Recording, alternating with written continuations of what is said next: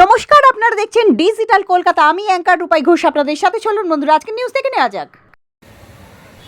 9 November 2025-এ Hooghly জেলার ডানকুনিতে শিক্ষার আলো প্রতিষ্ঠানটির সম্পাদক আমান মণ্ডলের উদ্যোগে 7ম রক্তদান শিবিরের আয়োজন করা হয়।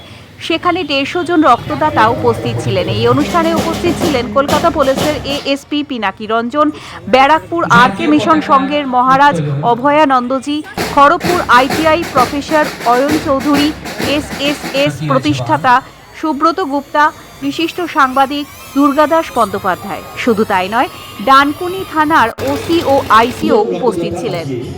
রক্তদান করবেন তাদের তরফ থেকে 1 ইয়ার পার্সোনাল অ্যাক্সিডেন্ট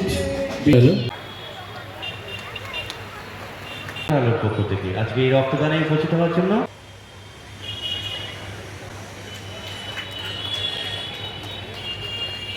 পি আশিসকে আমরা সামনে ডেকে নেব। তাকে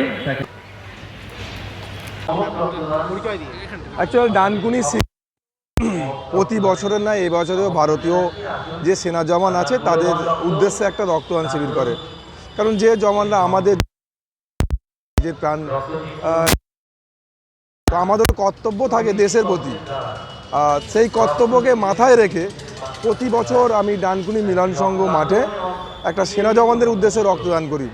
কারণ আমরা ভারত মায়ের সন্তান, আমাদেরও কর্তব্য আছে দেশের প্রতি। দেশ বাঁচাবে জওয়ান তা নয়, দেশ বাঁচাবো আমরাও।